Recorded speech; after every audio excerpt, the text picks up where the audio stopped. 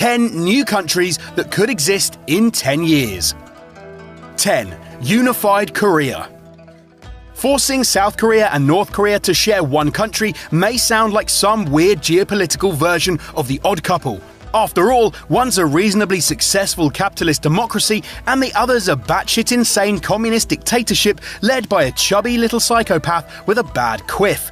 But unification would have benefits for both North and South Koreans. The South would suddenly have access to the North's $10 trillion worth of mineral wealth, and the North Koreans would stop starving to death and being executed for listening to Western music. So it's win-win.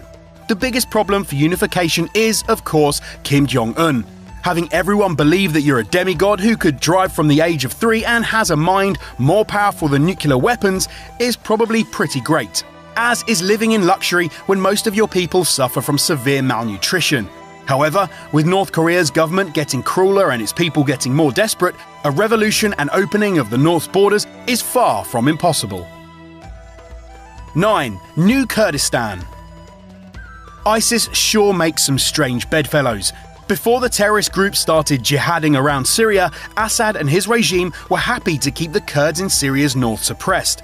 Ever since Syria was declared a nation in 1946, the Kurds have desired independence from the rest of the state. These desires were compounded when in 1962, a Syrian government census failed to survey 20% of the Kurdish population. As a result, around 120,000 Kurds were stripped of their citizenship and many had their land taken from them and given to Arab settlers.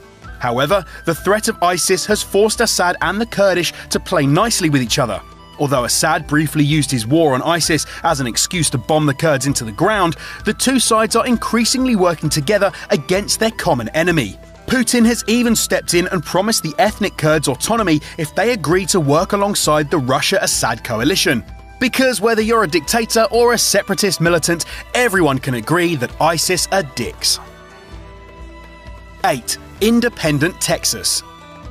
It's called the Lone Star State for a reason. Texas has always wanted to do its own thing, and when you're bigger than Germany and all armed to the teeth, no one's really going to try and stop you. Texan secession has been touted ever since they joined the Union at the end of the Civil War, but recently it's re-entered the popular imagination as a real possibility. In 2009, Texas Governor Rick Perry suggested that he thought Texas may leave the US if the national government kept meddling in state affairs.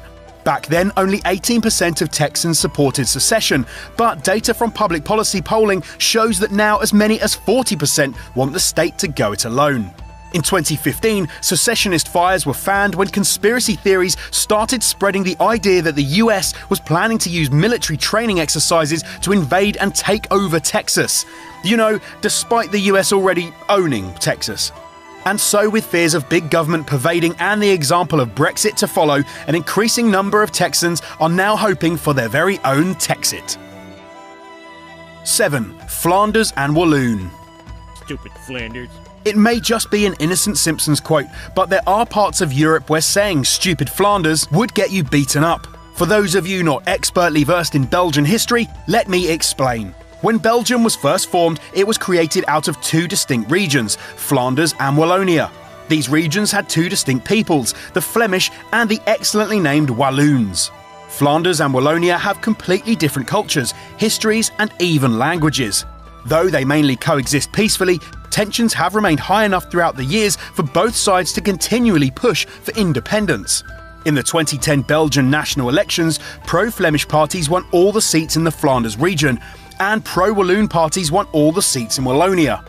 With almost equal seats, neither party could agree on anything, and Belgium was without a government for over 500 days. With the two sides more polarised than ever and another election coming up in 2019, the Flemish and the Walloons may find it easier to live in two separate nations. 6. Serb Republic. When policy experts, polling and the director of the CIA all suggest that your country is going to split up, your country is probably going to split up. The nation of Bosnia and Herzegovina was created in 1995, drawn up after the brutal Bosnian War. Feeling unrepresented in the new state, the Serbian people decided to set up their own country, the Serb Republic, within Bosnia and Herzegovina. Although the Serb Republic has its own government and is more or less allowed to do its own thing, Gallup polling from 2010 still suggests that as many as 88% of Serbs wanted their own country to be independent.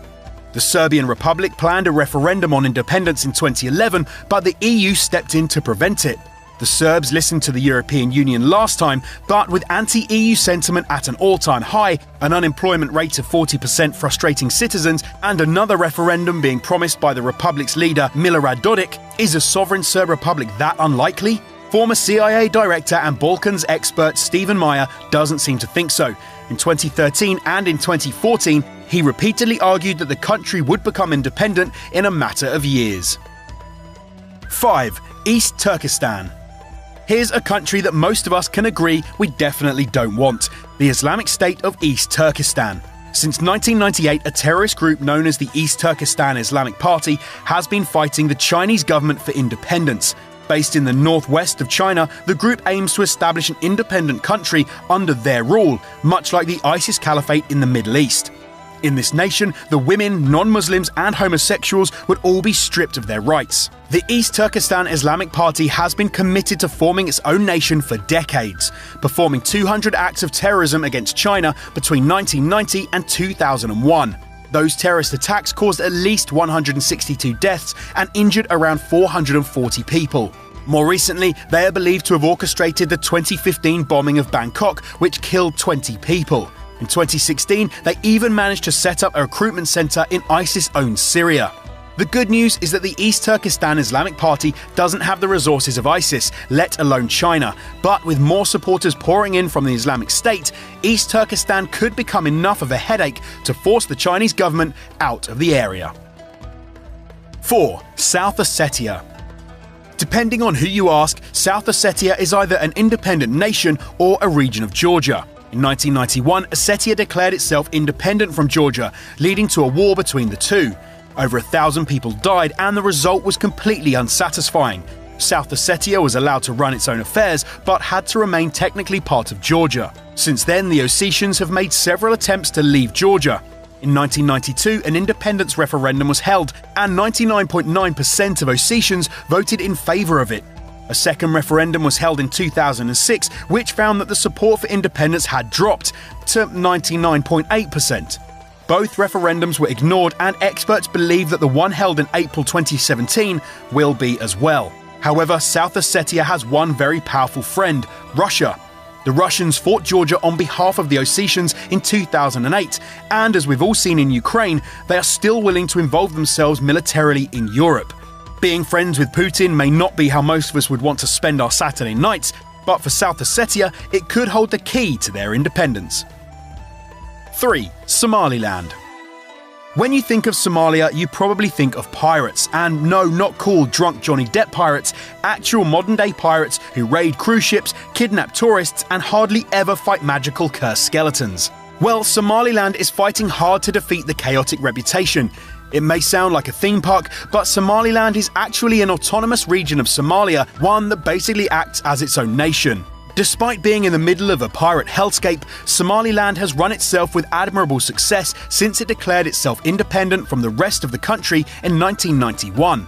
It has its own government, army and currency, as well as a justice system that stands in stark contrast to the general lawlessness of Somalia. Somaliland has been trying for decades to gain international recognition, which would allow it to take on the international loans needed to build up its infrastructure, roads and an electricity grid. Out of a loyalty to Somalia's government, no other nations have yet recognised Somaliland.